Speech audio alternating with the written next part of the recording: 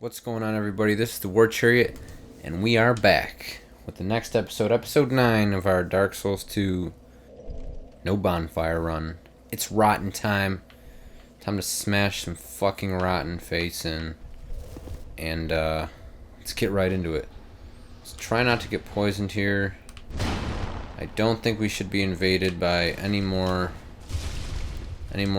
mishaps or miscreants or whatever you want to call them, except we will get poisoned. You know, that's definitely a benefit there. I like to get poisoned before a boss fight. It warms me up, you know, it gets me amped, gets you ready to you know, experience the full experience, if you know what I mean.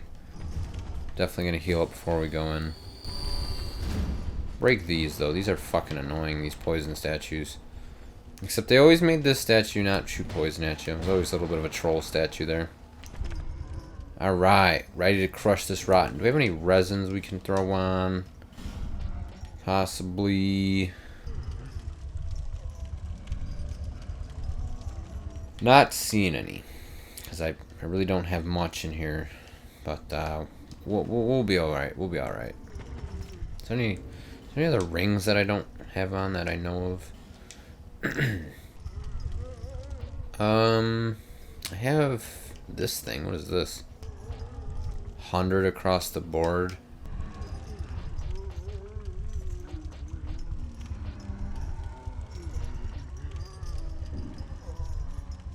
I don't think there's any. Ring it up binding, limits HP reduction when hollow, whatever. Increases petrification resistance, don't need that. Gradually restores HP. Raises maximum HP. I think I'm going to take this off for this for now. Just for whatever little help that gives you. Yeah, I mean, I don't know if it's going to be... Oh, I can see it there on the bar there. Just inched it up. So it should heal us up. At least while we're not fucking around fighting the boss. Alright, I'm going to skip the scene here. Pretty much everyone who's going to be watching this has probably seen the rotten cutscene. If not, you can find it really anywhere on YouTube or in my my playthrough videos. Rotten, time blocking and attacking. Classic Souls. Stamina conservation. You really get it all with Rotten. I also have to watch the fire.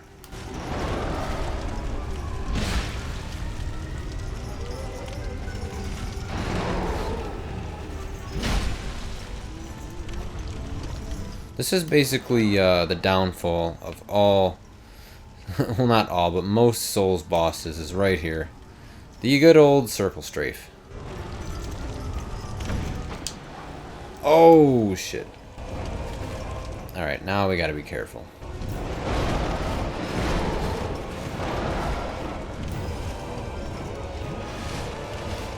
Gotta be... Oh, fuck.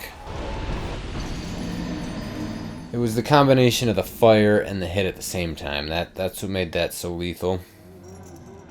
But, as I was saying, you know, right before I got fucking wrecked, downfall of most Souls bosses is the circle strafe there. Pretty much any boss in the game has some weakness. Most of them share that circle strafe tactic in common, where you can pretty much just get away with doing exactly what I was doing. Strafe around one side of the boss, preferably their weapon side, I think it is. And what the fuck? No, Gully, you can suck my fucking dick. You can fuck off. I am not dealing with you. Go back to your world, or I'm gonna take that shield and make you fucking eat it. Hey, Rotten, let's fight over here where there's not pits of fire. What the fuck, man? I dodged that shit. I dodged that shit. Yeah, you can fuck off. And he hits me with the backswing. Alright, Rotten. Don't make me go get my SL800 self. I will shit all over you. Like ridiculous amounts of shit in and around your whole face. You won't like it. I won't like it. That's how much it'll be. If there was any downside to having an S800 character, it's getting used to just shitting on everything. I mean, it is fun, but then you come back to a character like this, and I think I've said this before. You know, I think a big part of it is the iframe. My S800 character is maxed on iframes, and this character is not, so I get a few more iframes with that character than I would with this one. And that you get used to it, so your roll timings are a bit different. And when you try to have the same roll times with this character, I think it screws it up a bit. Yeah, and my stamina pretty much goes maxed out when he does that triple. I have to really conserve the stamina.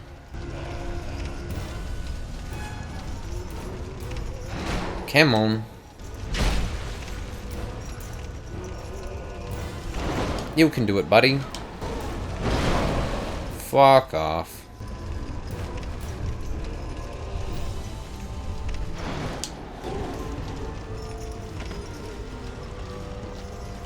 I gotta get that heal window. There we go. There we go. Get that heavy in there. Fucking AoEs. Fucking AoEs. And the D-pad on this controller honestly is just horrible. I'm so used to the PS4 D-pad because I've been using that controller a lot lately. Not for PS4, but I've been playing Minecraft with it. And the D-pad on that controller is honestly just like godlike compared to this one. Alright, I was out of the fucking way. I was out of the fucking way, bro. No, you don't get that one. I want that back. Jesus. Play by the rules, man.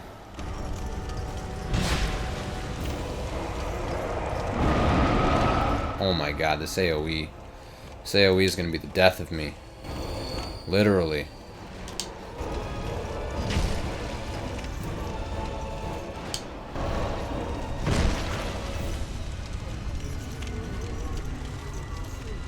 And the one thing with that AoE is, with the Souls games, they have kept the same exact soundboard for AoEs with every boss ever in Souls games. It all goes back to Four Kings. Four Kings classic AoE sound. Which I don't mind, I just think it's kind of funny. And I'm sure they did it on purpose. I don't think that was an accident.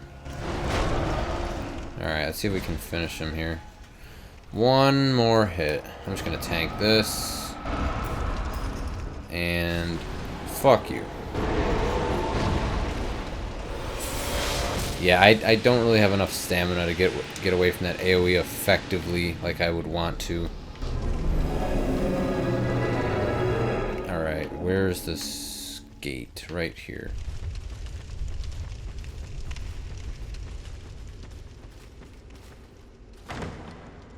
That would have been funny if, like, with Scholar, if they went back and made all these chests mimics, the ones that were right after the Lord Souls.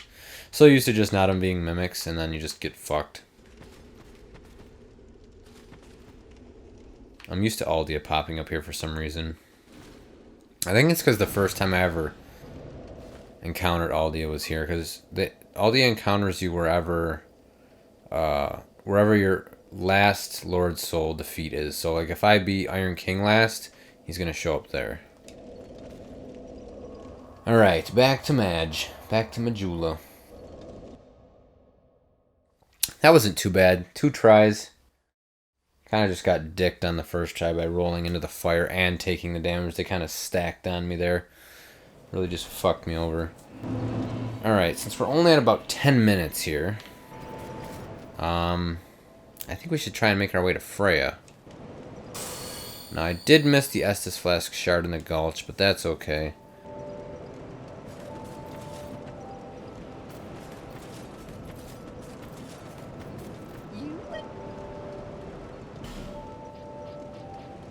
because life gems are key. And I'm going to buy this Pharaoh Stone. Buy this Fragrant Branch. And if we can level up with these souls, we'll level up. Actually, what's our mace? Our mace is +5, so I don't need to worry about that. I don't know what it costs to level up. 7, so put one more into health there. Vigor. Alright, so now we have 99 life gems. We should have... yeah, 10 of these. So we got some heals. Definitely got some good heals. So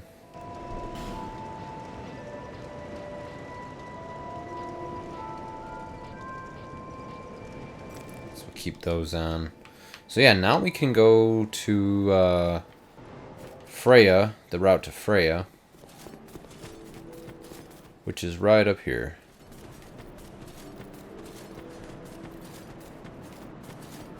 The split for going to all the Lord Souls in this game is also very like organized, because if you think about it, from Majula, you just literally like stand at the bonfire in Majula, and you can pretty much just take your character and pivot to all the doorways that pretty much just lead you down the path to you know, the Lord Soul that would be on that path. For example, you know, you pivot one way, okay, drop down that hole, blah, blah, blah, scoot down the path straight to Rotten, bounce back to Majula. If you want to go through Bastille, through No Man's Wharf, you just turn a little bit more to the right, bang straight through Hades Tower, No Man's Wharf, Bastille, right to Sinner's Rise, to Sinner, bounce back to Majula. If you want to go Freya, you go the way I'm going. You go through here. You go through Shaded Woods. You go through Pharaohs, Doors of Pharaohs. You go through Brightstone. You beat Freya, bounce back to Majula. You want to go fight Iron King. You go Shaded Woods, Harvest Valley,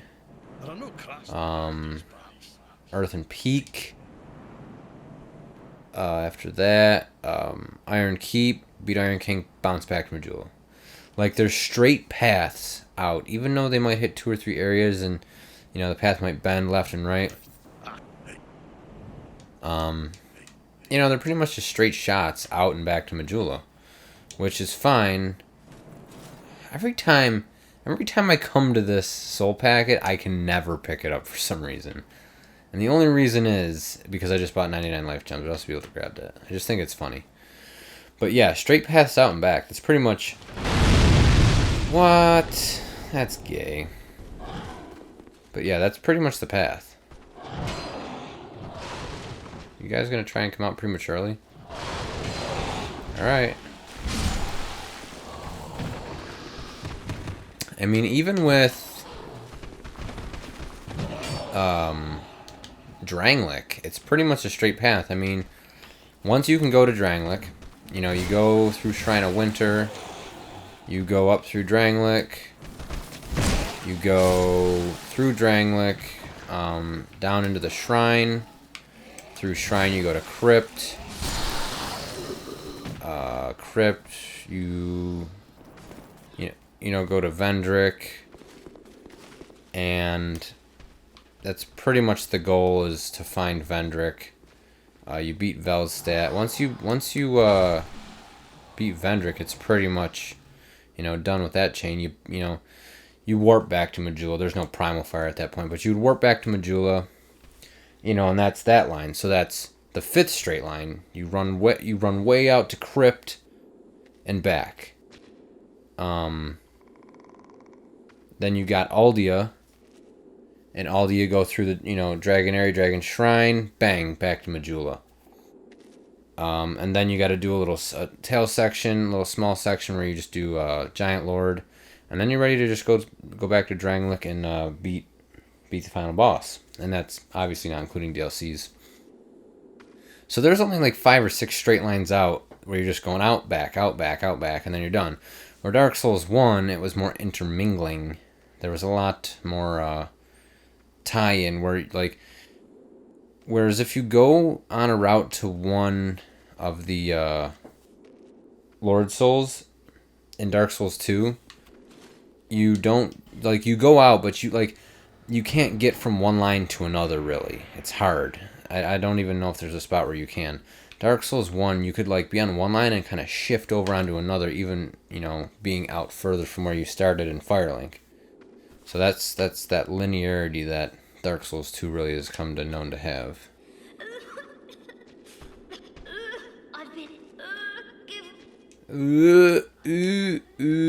You're fine, really? Yup. Okay, you want some clothes? Here, I'll give you some. Hurry up! I'm on a mission here. But do you have? I'll take it. Yes, I have some I could spare. Give equipment. What do you want? I don't have the Fire Priestess top, so you can look all fucking hot and shit. But I do have Hollow Infantry armor, which, if you think about it, is like the next best thing, right? All right. My very own teacher. His name is Korean. Yeah, I got an achievement for that. Savage. I was when he, Yeah, Curlian, he's a little bitch. I'm rather but what? Oh, it's I have. He'll never be better than the Pyromancer from Dark Souls 1. But what? That dude was a real nigga. I have his. I was when but I'm but what? Oh, it's I have his. I was when but. Okay, enough dialogue there.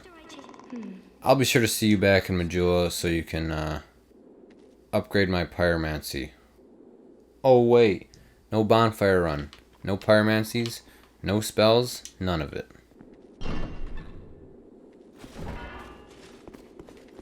Don't think there's any more baddies. Nope, they all cleared out.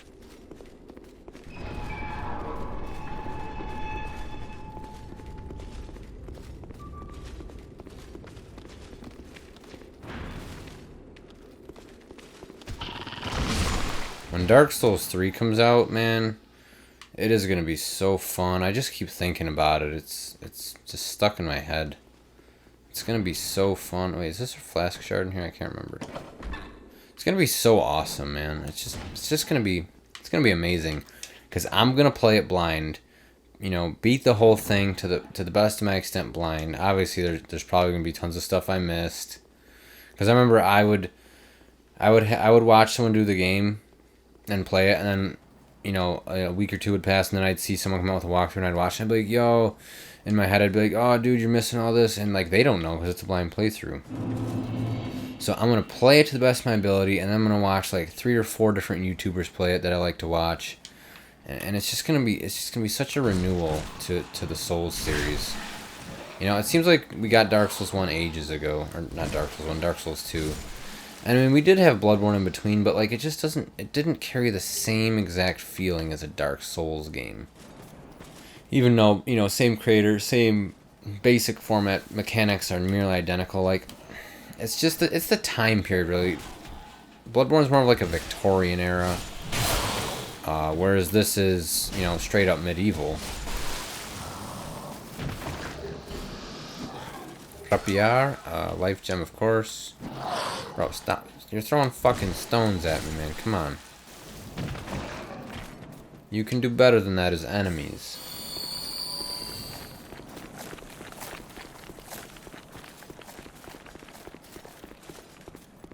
Also, I'm also really pumped for the OST. I think that's what they're called, the original soundtracks for the game. Because if you've ever heard the boss music for Dancer and the music they had playing in the title screen for the beta test, it was epic music, and I really, really liked it.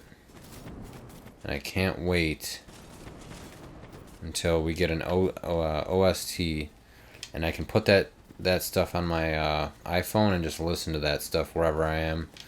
whether it be like in the car driving somewhere, or you know, even at the gym. Sometimes I'll listen to some Dark Souls, you know, boss fight music, because this stuff's pretty intense, and it's all very well written and composed, and it's, you know, just all around good music.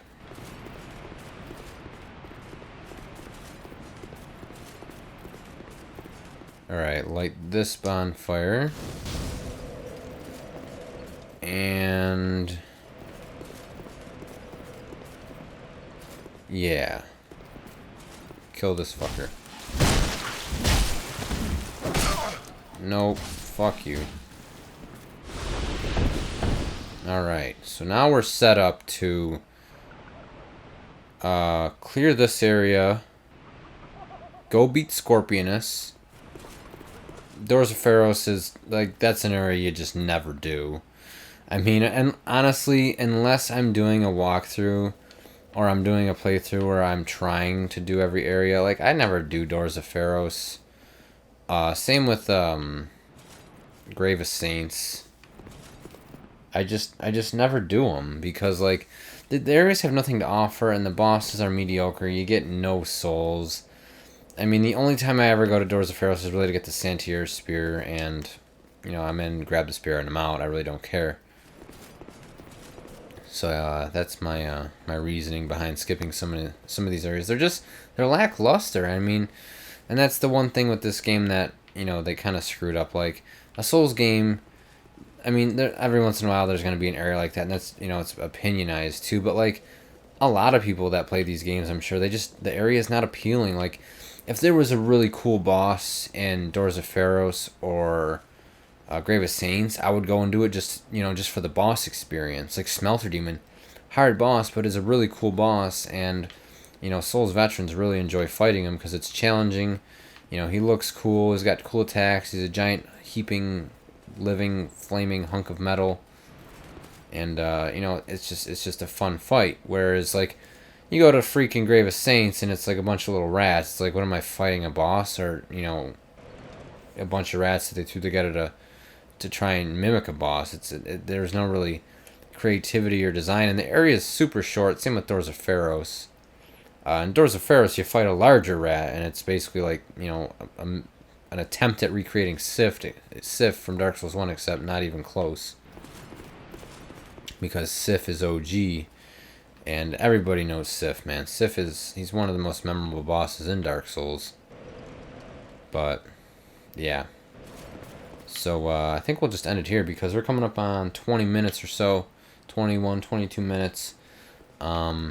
Next episode, we're going to crank out this area. Easy, Scorpion, one try, hopefully. And then we'll move right on into Doors of Pharos. Into Brightstone, and then we'll probably stop there right before Freya, and the next episode after that we'll kill Freya and move on, continue the series, bada bing, bada boom. So I'm going to end it here, guys. Thanks for watching. If you enjoyed it, leave a like if you want. Much more to come, and as always, we'll catch you in the next one.